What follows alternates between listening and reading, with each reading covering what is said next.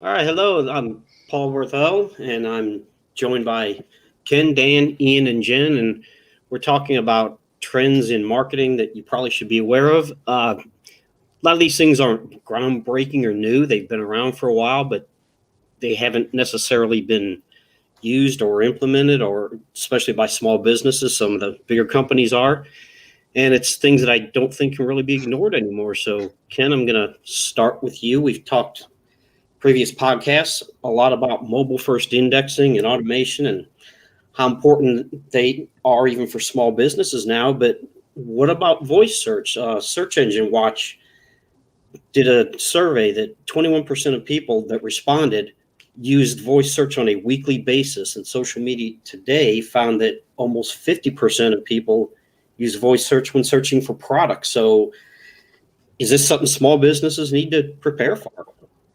Yeah, absolutely. And I think it's going to vary based on the nature of the business, right? I mean, so if you're a roofer or a plumber, yeah, plumber is probably more relevant actually than a roofer. But I mean, if you're especially if you're where somebody's going to go to your place of business, like, it's going to be, hey Siri, tell me a restaurant. I want to know about Mexican restaurants near me. If you're a Mexican restaurant, you better make sure that you've been paying attention to showing up in voice search like that. And voice search has started to change the search phrases that people need to be found for because it's more conversational. People are asking a lot more questions. So it's a whole new set of search phrases that you need to think about ranking your business for. So not every business is going to be the same. But if you're a place of business that somebody's going to go to, especially when it's very common, for a dentist or a chiropractor or a restaurant or, some kind of a business like that, where they're looking for something that's close to where they're currently located, especially if it's from the phone is going to know where they're at, and it's going to pull back those results, those near me results. It's going to be really critical. If you serve a big, broad area or you're in a real competitive market, voice search is going to be harder to get in, first of all. But the way I would look at it is make sure you've got your Google My Business page optimized. Make sure that you're getting in the Google 3-pack when you can, which means that reviews and reputation management are super critical. And then, you also want to try to get into the knowledge panel, so that when somebody does a search, and they, for whatever phrase they're looking at, and this is where, other businesses can start to find an opportunity for voice searches. Like, a roofer could try to answer a question that somebody might ask and try to win that knowledge panel, which is going to show up at the very top search results. And it's going to give you the answer to the question that you ask. And it's going to be that first result or that first series of results. If you can get in there, then you're going to improve your opportunity for voice search. So, fundamentally, it's not going to go away. It's only becoming more common. As cars get enabled, for voice search, integrated in with Apple CarPlay or Google's equivalent, or whatever else might come from an individual auto manufacturer. Obviously having the various devices from Amazon, Cortana with Microsoft, Google has voice search, Amazon, Apple, they all have devices. I've got an Apple Watch on, so and I have my phone. So if I don't have my phone, I've got an Apple Watch. So I literally have the ability to ask a question at any point in time from my watch to find something that I need. So yeah, it's becoming super important. Yeah, and if we don't have enough algorithms to deal with, the voice search is a completely different Google algorithm. Yeah, absolutely. It's critical that you make sure your business information is correct. You Yes, know, and the uh, search results return with voice search are different. yeah. So, Ian, Google Analytics, it's been the go-to platform for seems like forever for website data, SEO insights, among other things. But marketing is changing, and there's new channels that analytics doesn't necessarily collect data on or not very well. So should small businesses consider a paid option or even move into some type of business intelligence platform? Or is it too soon for that for smaller local businesses? Great question. First of all, Paul, I get warm and fuzzy inside when we talk about Google Analytics. It's That's why I asked you that question. It's one of my favorite tools. And just so you know, Google Analytics 4.0 just came out, and it's radically different. So just in case you get upgraded or you click on the button to get upgraded, it's going to look very different. Even though it's in beta, they will upgrade you, whether you want to or not. Yeah. So I kind of have a motto about tools, and this is going to be the long way of answering your question. First, don't let the tool dictate the metrics. Second, let your goals guide you. So it's actually the reason I'm kind of taking this circuitous route is that your goals and what you need to track in order to understand if you're being successful in reaching those goals is actually what should dictate what tool you use. And if Google Analytics isn't giving you those metrics that you need to understand your success, then you should be looking for another tool. Or, the way we look at reporting tools is actually, I don't know if this is a new term that I'm right here, folks. This is it. I'm launching a new term. I actually call it like metrics layering. So, for instance, if you're a small business, you have a website, all you care about at this point is how many visitors are coming to your website. Google Analytics is going to give you that, and it's also going to tell you where they're coming from. So that's fantastic. That's all you need at that point. And then there's this other term we use, especially in the duct tape world. It's called the marketing maturity model. As your business matures and gets more complex, and the things you need to track get more complex, and the marketing you do gets more complex, you probably need more complex analytics tools. So my long answer is it depends. My short answer is don't give up on Google Analytics. It's a fantastic tool. We still use it as a very key piece in our reporting for clients because it's very good at what it does. Having said that, when we get into more complex things, we're using all these different layers of reporting from different tools that provide the best type of reports on what we're trying to track. And we use those, for clients. So for instance, Google Ads, even though we have a glimpse of what's happening in advertising within Google Analytics, that's not our predominant advertising reporting platform because it doesn't give us the best data. Does that answer the question, Paul?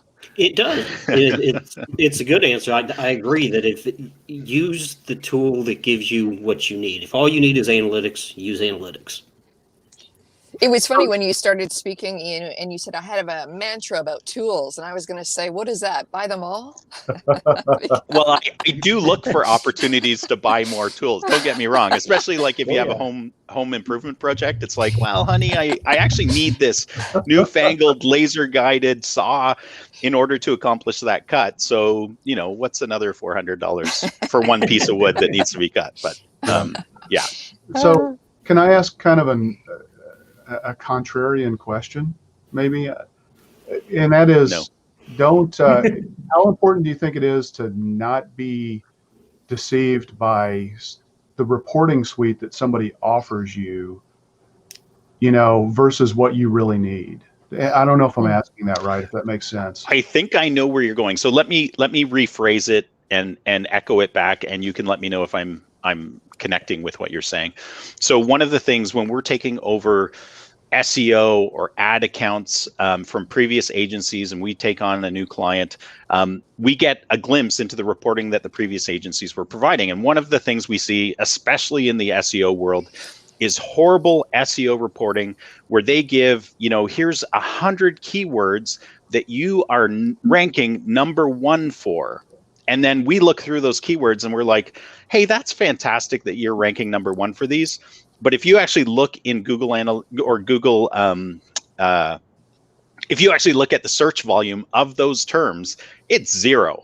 Mm-hmm. So what's so good about ranking number 1 for a keyword that gets 0 volume and will not grow your business? So that's an example of what I think you're saying, Ken. Yeah. Is that, yeah. So Yeah, I mean, I would just piggyback on that and say, there's a lot of firms out there that are really good at uncovering that kind of information without any context.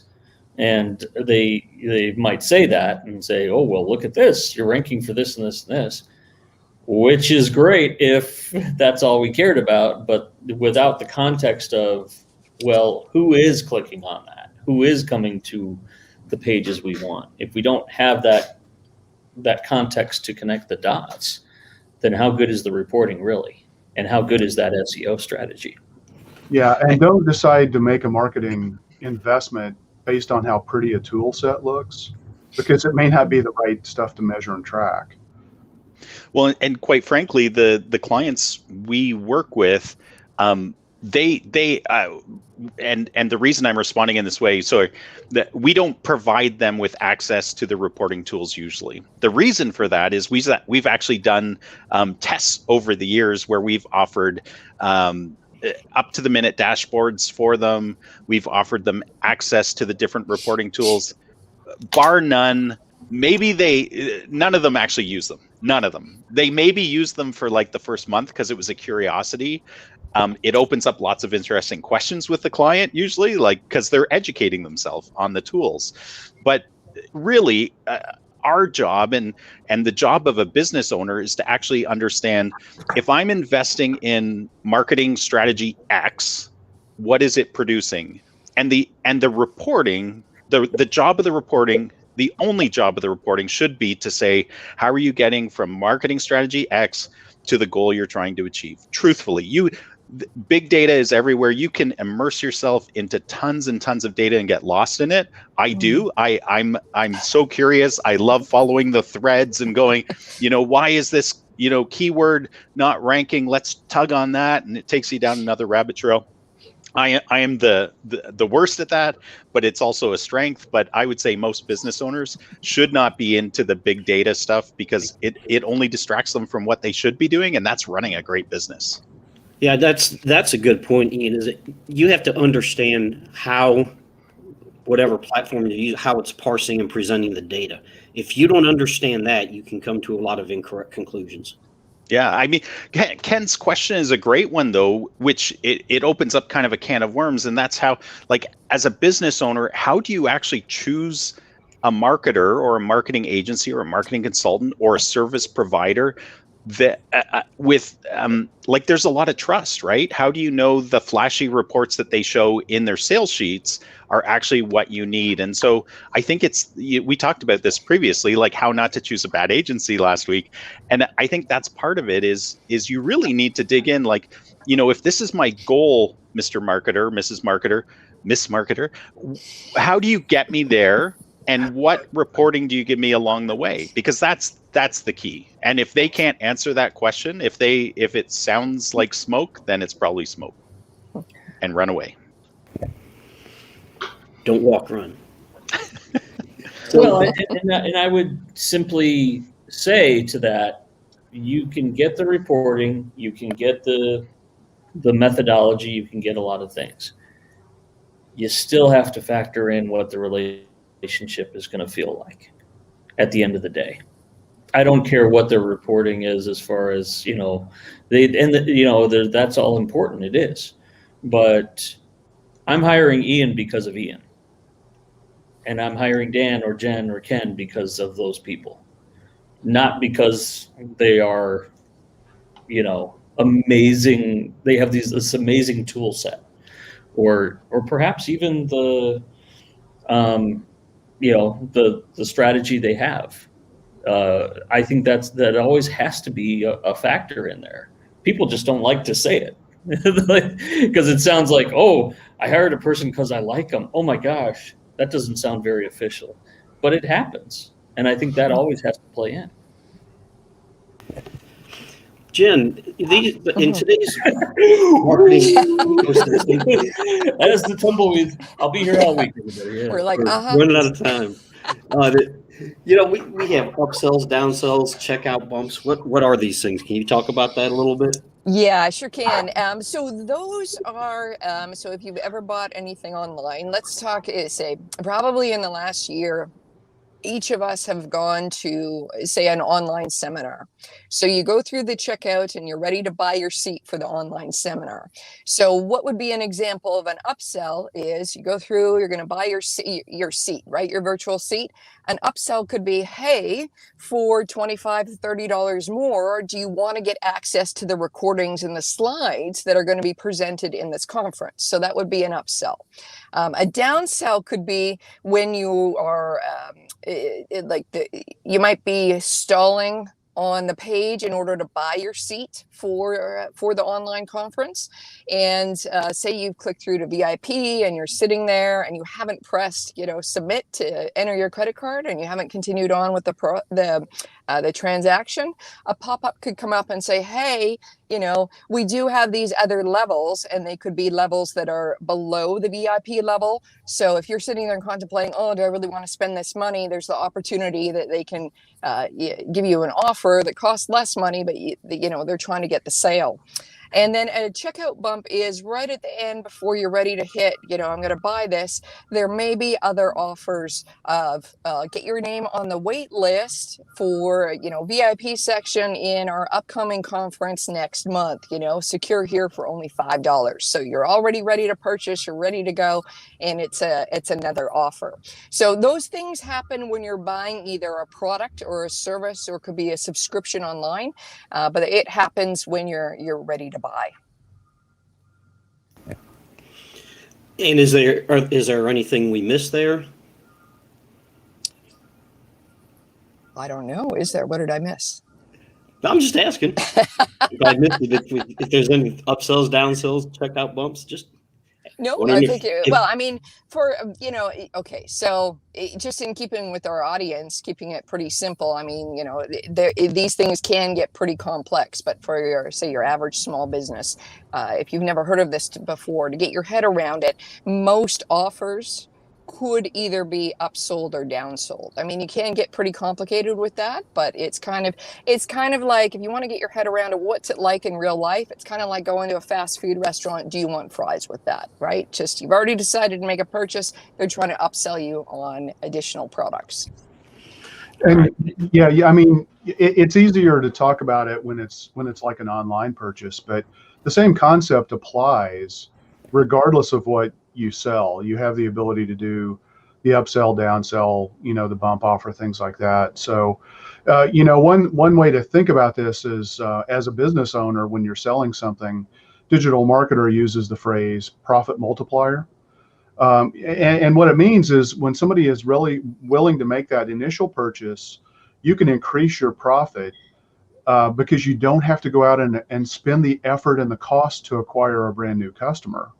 And so you're actually getting a lot more of that profit coming to you because you didn't have to take part of the profit that's been siphoned off to acquire a brand new customer. Okay, so Dan, here's a question. Yes. In the past, a lot of businesses had a distinguishing feature that would set them apart from their competition. Could have been some kind of product feature, technological advantage that their competitors didn't have, but that's kind of been leveled, that playing field, in the digital world. And because it's easy to copy a marketing strategy or a funnel or a workflow, but so how are businesses going to set themselves apart now? I think it's something that, to something I said a little earlier, frankly. I think businesses are really good at stating their services and their laundry list of services and their funnels and their methodologies, and we have a proprietary approach and blah, blah, blah, blah, blah. People hire Dan Gershenson because it's Dan Gershenson, period, full stop. That's not, and Dan has this other stuff. And the reason I say that is not to be egotistical about it whatsoever, but rather to say, we do not give ourselves nearly enough credit for the fact that humans hire other humans first. And then it's what those humans bring with them after the fact. And this goes for power partners, strategic partners you might have. I'm giving a presentation tomorrow on this. And one of the points I'm making is you cannot be power partners with somebody who's kind of a good person who complements what you do. It ain't going to work. Not in the way I'm saying. because it's, if you don't like that person, if it's kind of a fit, don't do it, because that person is going to be in a strategic relationship, is going to be someone that you talk to every month, and preferably twice a month if they're a true strategic partner and referral partner. And people go, oh, Dan, that sounds like a lot. Well, I don't think it is. If you're serious about helping each other and doing some packages together, perhaps, then you better get comfortable with that real quick. Otherwise, I don't think you have a strategic partner at all. I think you got somebody who's kind of like, I'll keep my eyes open for you, like that, which is like the biggest line of BS in the business world, period. So I think you have to remember that the consultant in you is the differentiator as far as your approach, your tone, and really looking out for that person, that client. Because they don't hire robots. We're not robots. We're people who have a certain amount of care, and all assumptions being that we all know what we're talking about. We all bring a certain methodology that probably works well. We've done this for a long time. But the differentiator is going to be, how do I like working with this person on an ongoing basis?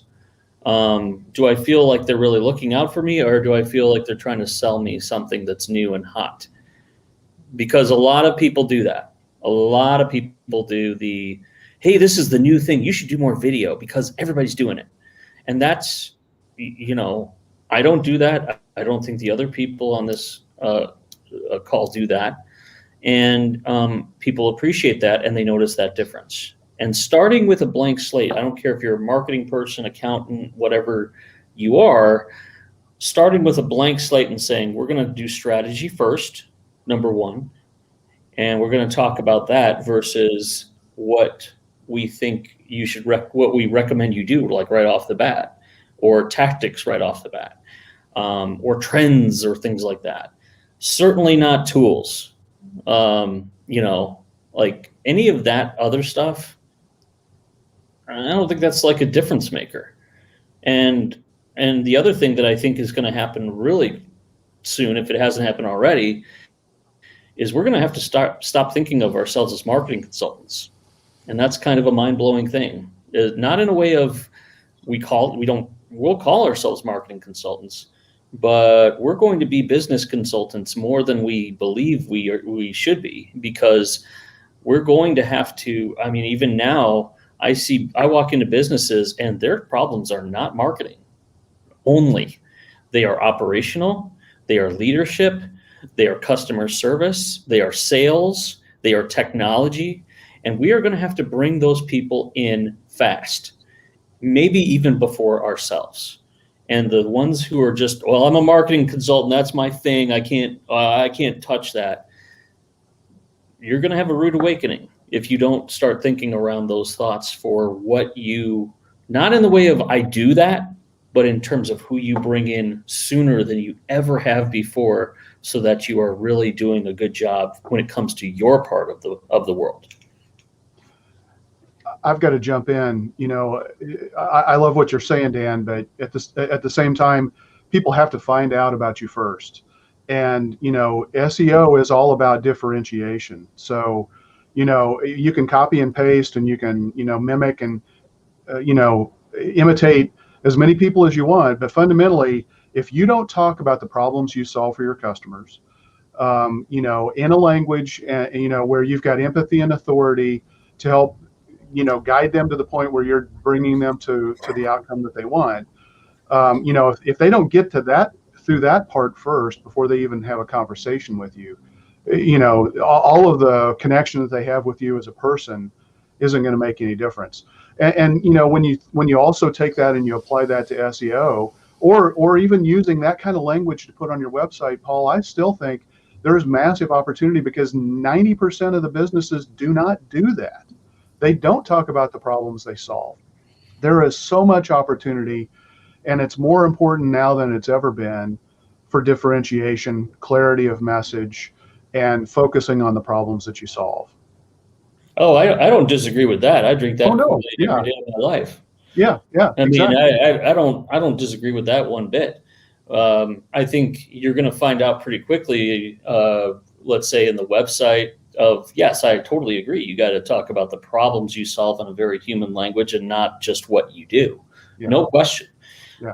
But when you even as early as the discovery meeting, the very first meeting you have with somebody, I think the separator is going to be that kind of empathy you're speaking of then carrying it on into that meeting, because I don't think people get hired from the website. I think the website does a massively awesome job of being a good leader and of a lead into the sale. But I don't think people just make sure that you're at the table. Yeah, it does. It does. But I don't think it closes it. I don't think it converts I'm it. not saying that, but Yeah, yeah. So but I mean, it goes hand in hand. Qualifier. Yeah, yeah, yeah. It's a good qualifier, but I think what really closes it, what really converts it, at the end of the day, it's going to be that person who then says, okay, I'm going to carry what I just said on that website and the tone and manner and approach of the empathy into the discovery meeting. And that is what is going to close, I think, some relationships. And that will be the difference maker 10 out of 10 times. Because I know we've seen this before. Sometimes what's said on a website isn't what you get in the discovery meeting. And that disconnect is going to be, pretty apparent. So if you want to distance yourself, bring that all the way through, especially in that very beginning part where you're in the trust and try phase. It's so important.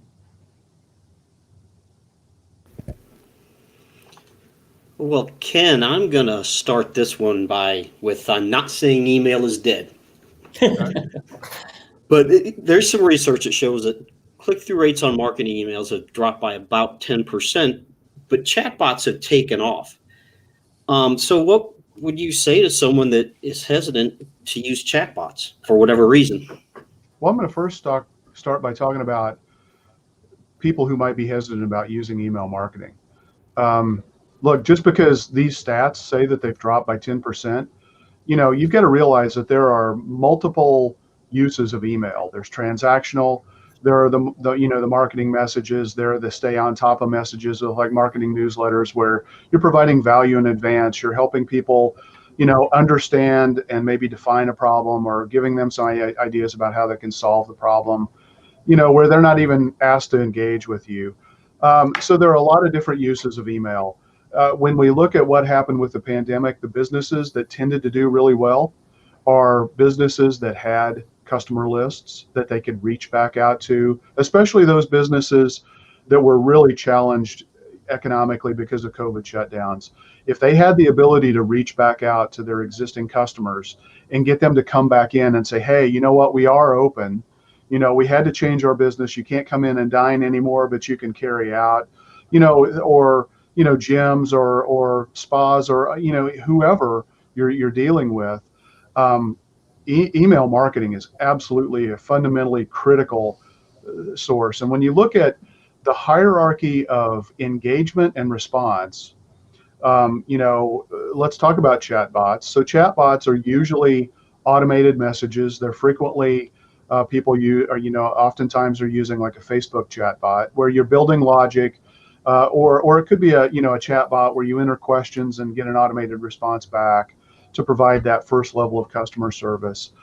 That's all fine and dandy, but if you're really wanting to build a relationship and improve your engagement, your open rates, that I would say instead of a chat bot like that, you want to initiate a two-way SMS conversation, because SMS conversations perform five times better than social media or email.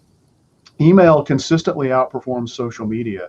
So if I had my pick of what I would do, I'd focus on, if it's appropriate to the business. Not every business fits the text message modeling, the text message marketing model. But if it does, text message marketing, number one. 93% of all text messages are opened and read within like the first 3 to 5 minutes. 40% of all links included in a text message are clicked. When I'm talking about these texts where you've opted in to a business saying, yeah, I want to get this information. So it performs exceptionally well. And you don't have to compete with that stream of information like you do on a social media feed, whether it's Twitter, whether it's Facebook, whether it's Instagram.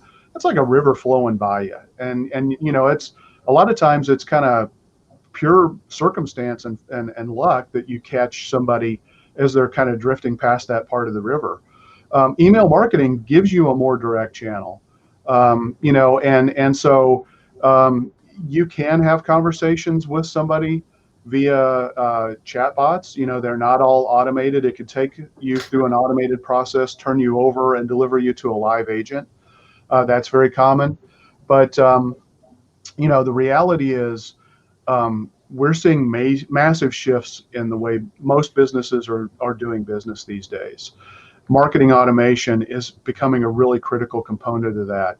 And doing smart automations, whether it's text message marketing, whether it's chatbots, whether it's building email responders and nurture sequences, what are channels that we're not even talking about today. You've got to be prepared to do it. Pick the one that works the best for your business, and go with it. And right now, I think for most businesses, that's going to be having the ability to text enable your website so that you can start a two-way SMS conversation. And if I can just jump in, Ken. No. One of the come on, Paul. That must have been like a chatbot right there saying no. I just wanted to make it really clear. One of the really misunderstood things about email marketing is, first of all, our own perceptions that can keep us from investing in something that works. The second is those stats can be really, really misleading because you're not always comparing apples to apples. So if I'm a local business and I email consumers who have actually started, they initiated the conversation somehow. They came in, they bought something from me, they're a patient of mine, whatever it is. They get their car fixed at my mechanic bay. Whatever it is, they've initiated the relationship, the conversation. Email is super powerful, and those open rates are way higher than what that stat says, because that stat is like a global stat. And if anybody has email who's listening to this conversation, and I'm sure each of us does, I get a gazillion stupid emails, usually from marketers, who are, and it's always from a Gmail account, and they are saying, you need this because of this reason. And we all get those. And those are email campaigns that they're sending out. And those are involved in those giant stats, as well as huge e-commerce businesses that are sending out mass emails. So just remember that, like, compare apples to apples, local business to local business. That's a great point, Ian. First of all, if you get an email from somebody who sends it to you from a non-domain specific email, like it doesn't have a business name in that email, and I'm not talking about Google or, if you get an email from somebody with a Gmail address or a yahoo.com or whatever, don't trust it. Unless it's your mom. Yeah. Yes. I mean, if it's a marketing email where they're trying to sell you something, you should not trust those. You want to look at a domain specific email, and businesses out there, this is a little bit off topic, but you got me on my soapbox now, Ian. Businesses need to use a professional email.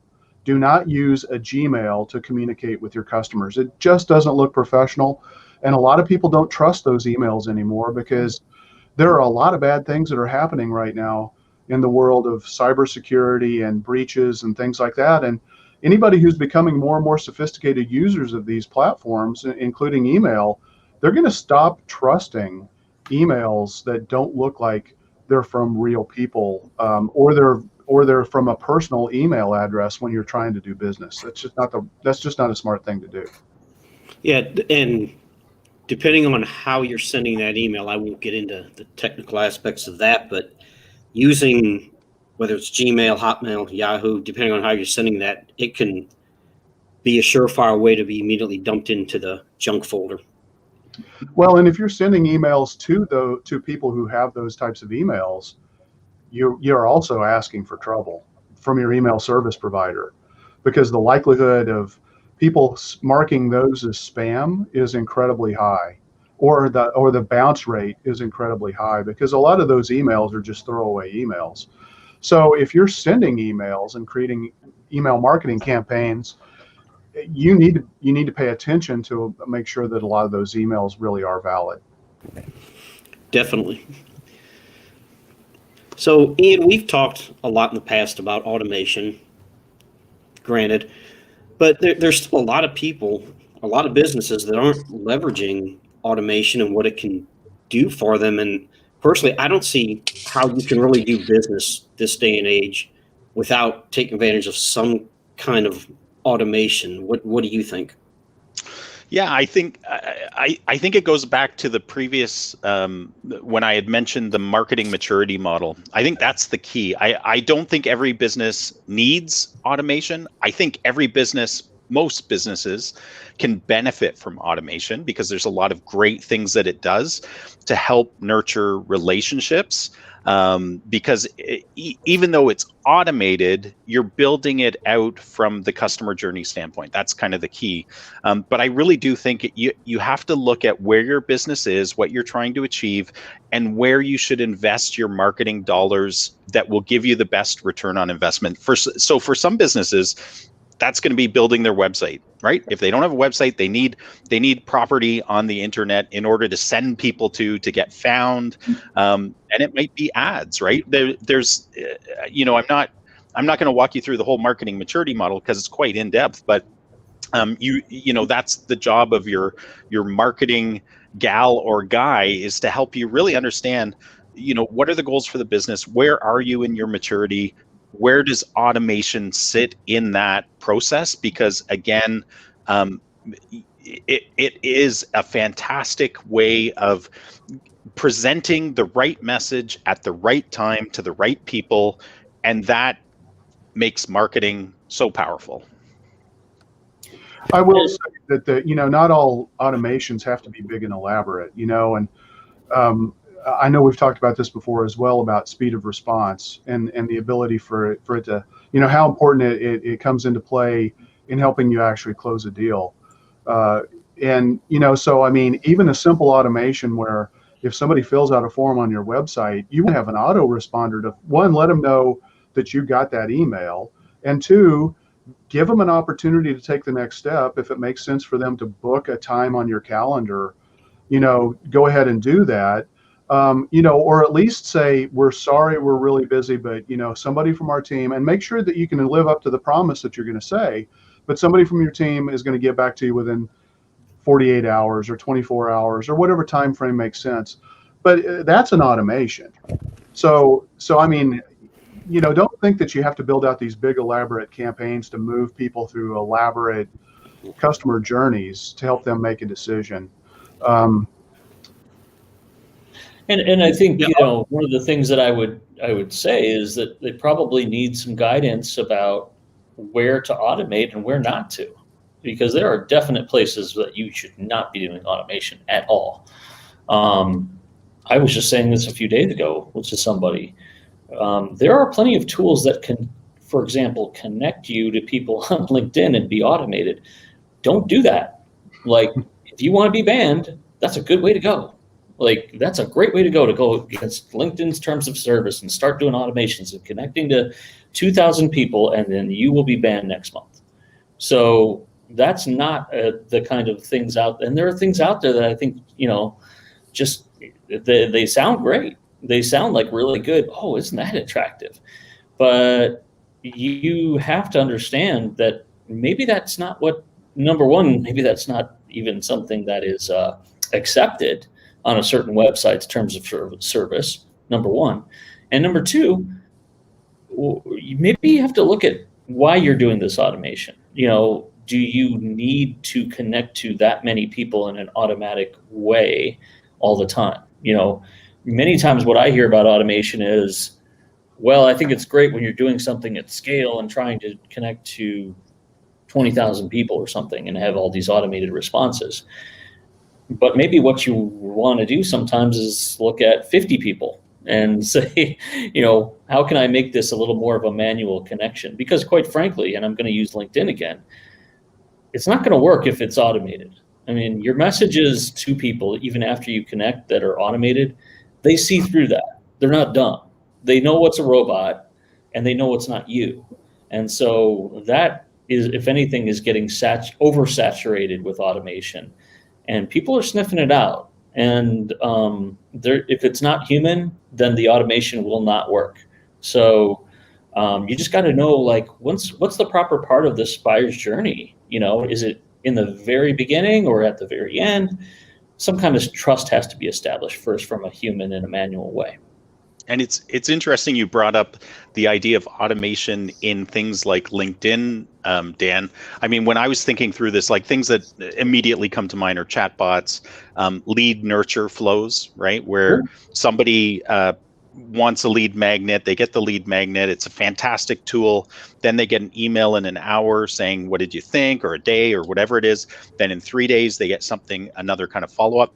But the purpose of those, because I hear on one hand we're talking about the technology, but it's just like what you said, it's the buyer's journey that's the most important thing, because it is people, and the automation is simply helping the business owner not have to send out the same emails a gazillion times, but the effect is that Ian gets this fantastic, valuable email saying, hey, you were interested in this.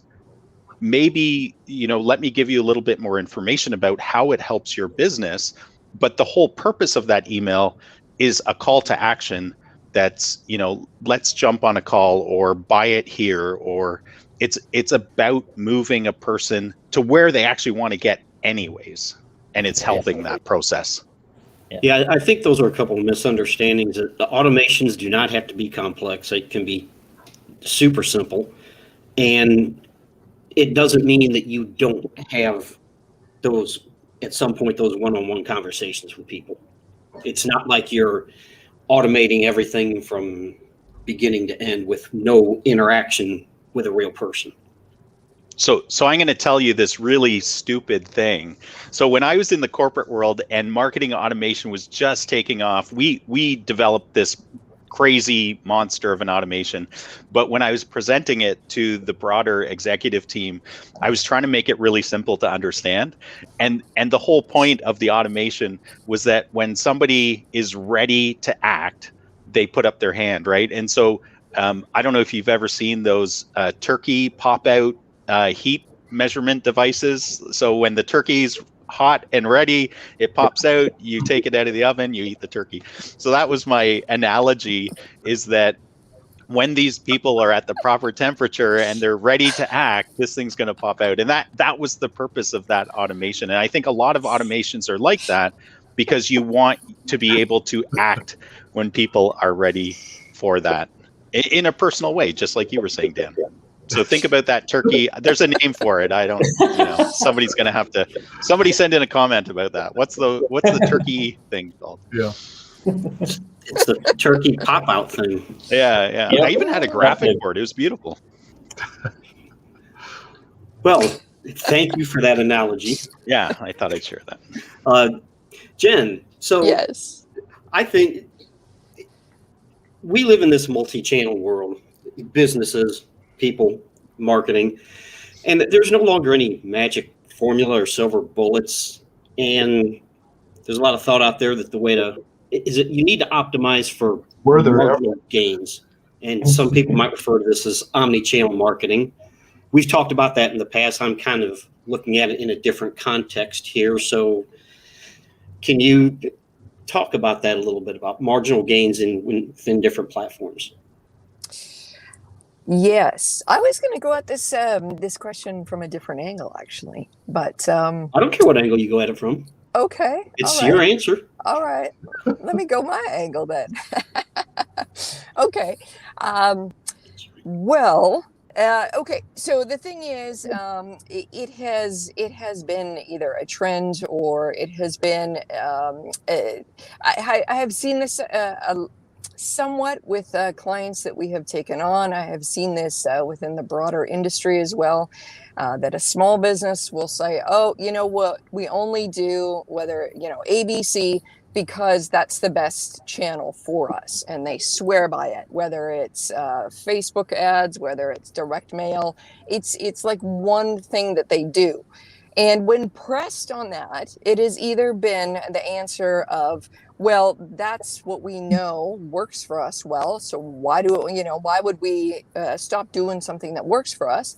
And the other answer, which has come up in the last few years more, is that there's been more and more channels available to market your business on. It's been like, well, I can't do everything everywhere, so we have to, I don't have enough resources to do that, so we're going to focus in on one channel and just make that work for us.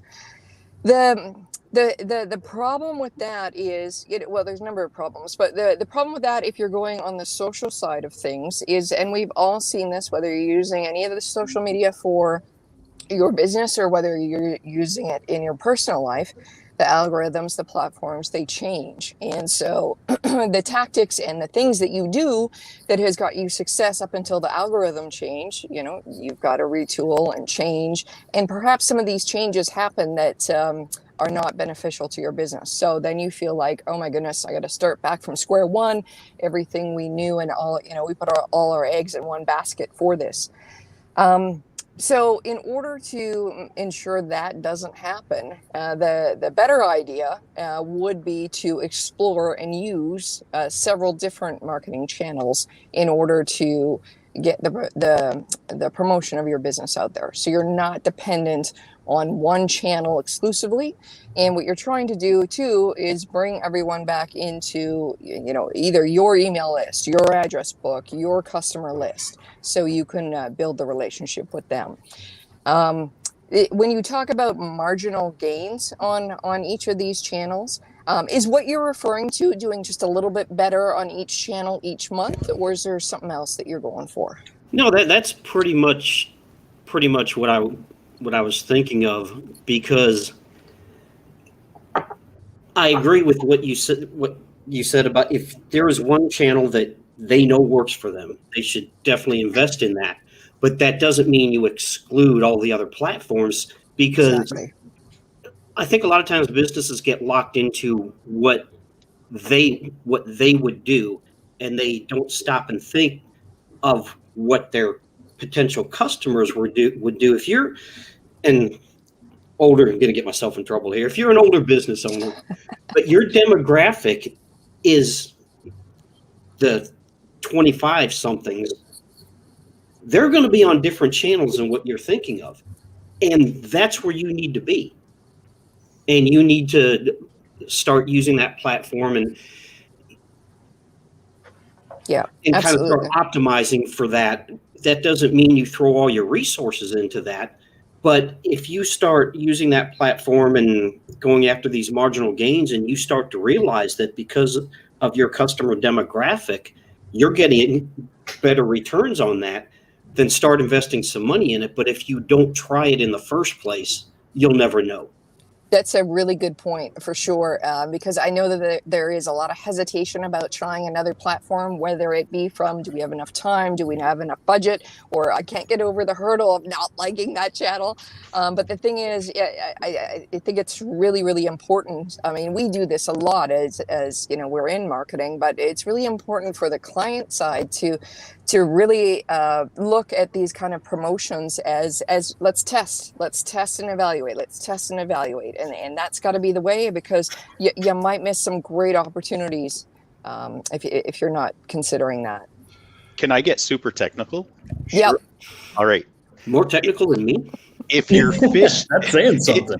If you're fishing for fishes, you got to fish where the fishes is.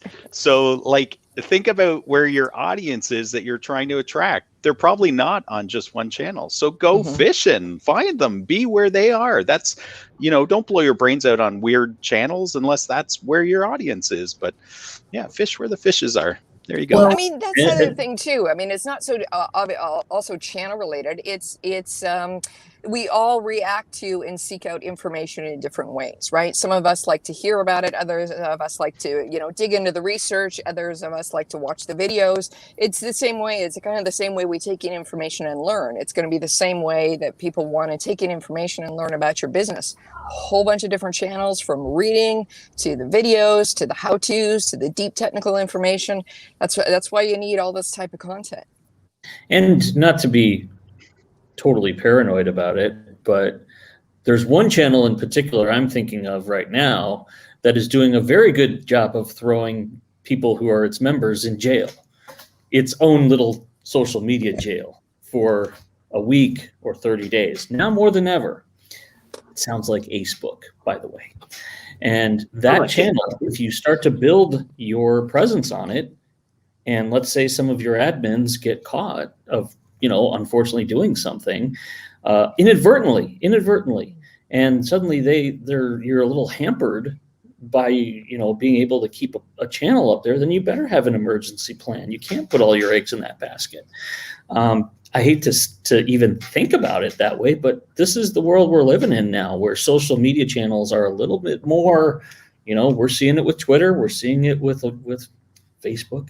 We're seeing it with a few others now, where there's going to be shifts of how people think about living on these platforms now, because the freedom of speech, of what they used to have maybe 2 years ago is not the same now. And that's going to be an interesting development to watch. I also want to kind of bring it back to Ian's conversation about analytics. And Paul, you and I talk about this I thought a you were lot. going to say fishes. Yeah, well, you're Fish where the exactly fish right. is. You need to be where your customers are. Absolutely. That is the first thing you need to think about. Where are your customers? Where are they spending time online? But what's interesting is, as they move through the customer journey, they're going to hit different channels. And we see this all the time when we're looking at the goals in the analytics. We're seeing that people may have found us initially, or our customers, from a display ad or a Facebook ad or a Google ad. And that's the first time they get on the website. But then the next time they come onto the website, it's because they found us on Google Maps. And so the Google My Business property became a key component of that. And then maybe they found us on a landing page because we did a magazine or direct mail campaign, and they hit that landing page, and then they go to the website before they convert. So we're seeing omni-channel all the time, and you need to be in all of the right places where your likely customers are going to be. Measure and track it, and analytics gives you the ability to do that. Yeah, And the I don't customer want journey Jen. is not linear. It's a convoluted mess. Yeah. It's like spaghetti. Jen said something that I thought was so key. I'm into analogies today, visual analogy, metaphors. Are you Jen hungry? said This something is your I second don't want. food analogy today. I'm hungry.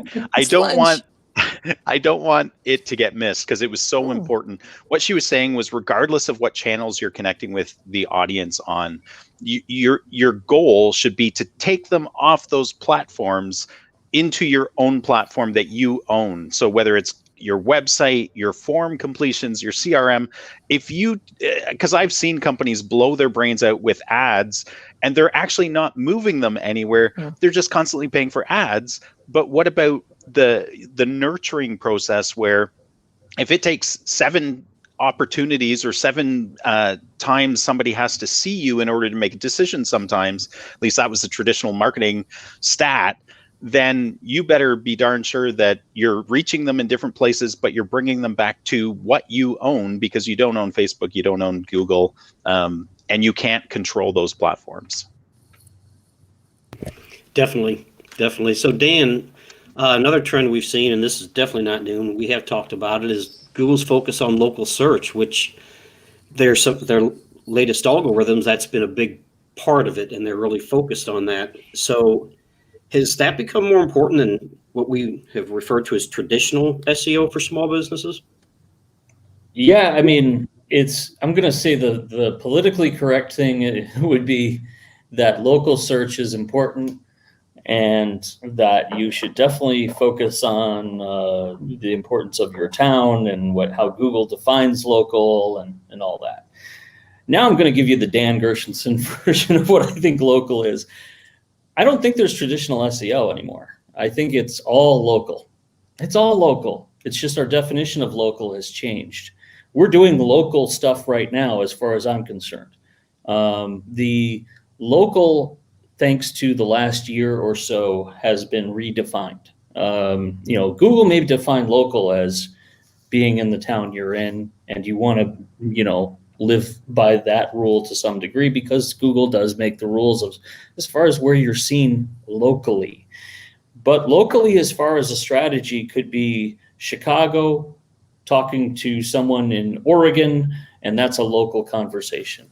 Zoom and video and some of the instant messaging that is occurring right now is changing the face of local entirely. If we think of local as only being our town, it's certainly, for me, it's redefined a lot. Before the pandemic, I think I was perfectly happy to be Chicago guy helping Chicago clients. Now I see that is fairly limiting. And in the way of our technologies that we have, shame on us if we don't explore what the boundaries of local really mean. Google will have its definition, but I don't think you have to live by that rule necessarily. I understand, some people got to have their strategies and they want to be geographically local, but brand local, that can be anywhere in the world as far as I'm concerned. I mean, that whole thing has now changed. So frankly, I really don't mean to sound like this, I'm thinking ahead of Google, but Google's just thinking about this part of local. I'm thinking about planet local. As far as, if I have the technology and I feel like I'm right around the corner and talking to you by video, that's my local. Traditional SEO, I don't even know what that is anymore. Like it's local, and then it's hyper local. That's the world that I think we are moving towards now. Is our connections are going to be so much more closer and redefined. We do not have to get in a car or do anything that is traditionally and physically how we meet and interact with people anymore. And it's going to change our businesses to be more virtual than we ever thought. So local might be a very new definition than what we've known. I've got to jump in. I mean, I knew you were going to. This was I'm surprised you didn't launch out of your seat. Yeah, there are. Yeah, I mean, that's all right. That's fine. It is super important to be found when people type in a search phrase that includes a location, because that's telling Google the intent of where they're wanting to hire somebody from. And there are a whole host of businesses that operate and deliver their services or have people come to their place of business where the search results are literally triggered by somebody putting in a product or a service followed by a location, and that is local search. And that is not going to go away. That's not changing. That's not ever going to go away. And so if your business is, if you're a restaurant, if you're a roofer and you work within a 10, 20, 30 mile radius, when somebody types in roofer plus the city and it falls within that radius, that's where you want to rank, and that's where you need to leverage local SEO. And there are a whole set of different tactics that you do and priorities that you're going to assign to rank for that than if you sell products on an online store anywhere in the world. And I think that's what, we can't lose sight of the fact of that. What you're talking about, Dan, I agree wholeheartedly. Business operations, the definition of business operations and how you conduct business, the whole notion of local has been blown up. But in terms of specific search behaviors and search results, that's not going to change. Well, it's, and I would suggest you're talking a lot about a product that usually. I'm talking about services. Roofing is a service.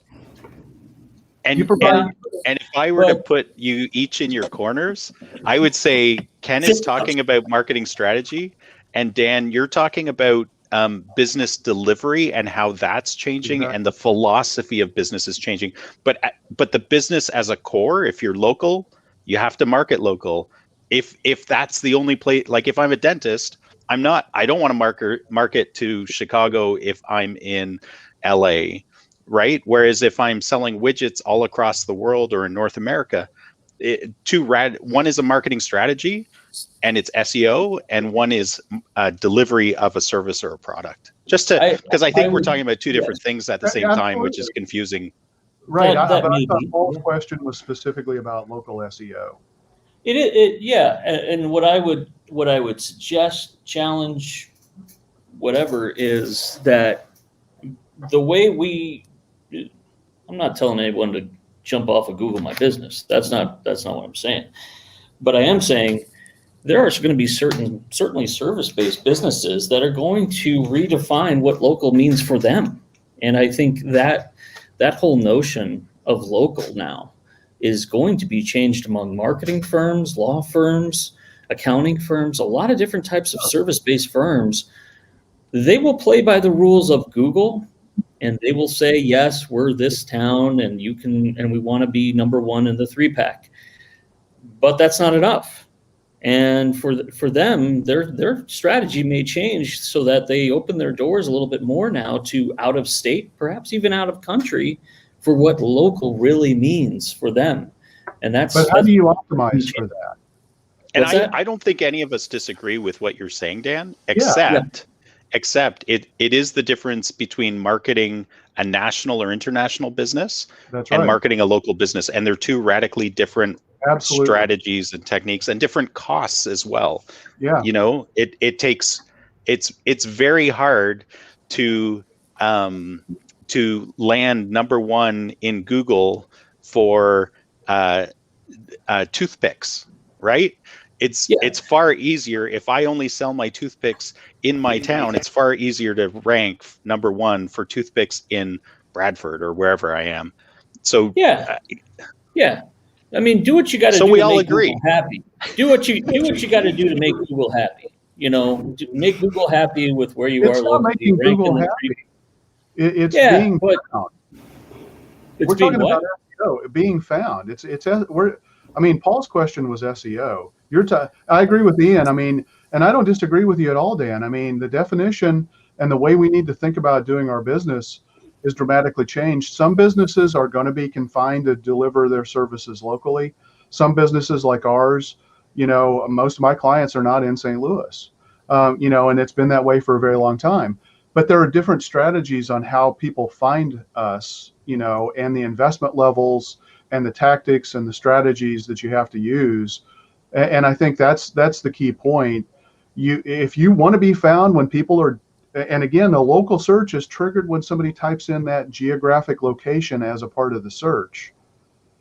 That's a specific set of tactics that you have to do. And that's going to help you rank only in that location. And that's the critical point. Yes, but can I jump in here? Okay, yes, so, jump. I mean, I'm jump. jumping. Yes, and I see what you're saying, Dan, because on your company's Google My Business, you can't put worldwide as your location, even though you could service everywhere in the, let's say, English-speaking world. So in that way, it's that's where that local search parameter is kind of handcuffing you a little bit, and me too. That's what service areas are for. Service areas, North America, or yes, that's right. Well, it just means that Google My Business is less effective as a marketing channel for that type of a business. And you have to now, if you want to be found nationally. Now, if you're okay being found nationally but also being found locally, then Google My Business is still a really important channel, and you need to optimize it. And I think you should optimize it for the local impact. Don't try to, you know, if you're trying to get your Google My Business page to rank for when you sell toothpicks nationwide, worldwide, it ain't going to happen. You know, but again, like Ian said, if you sell toothpicks in a very small community or service area, really defined, compact geographic area, then your Google My Business page is a really important channel. So yeah. I mean, let's say, for example, that you have a pixel on your website that you happen to see that people are coming into your business from a lot of other places outside of your local area. And are you going to necessarily turn those people away? And so I think it's the degrees of locality that we're talking about here too, is that I personally just don't, I value ranking high in my neck of the woods without question. But I think the way I think about it is definitely not to say that Google My Business or Google is, the road I thought it once was for local business, or the types of ideal clients, let's say, that I want. It's great. It's one avenue, but to what Jen was talking about, it's omni-channel. I mean, if you're splitting hairs about local and regional and traditional, look at the bigger picture of your ideal client and then see what buckets work out the best. Because I think sometimes that's where you get into some trouble. All right. Well, the controversy will continue next week. Thank you for listening. And this is probably a good place to wrap up. Sounds good.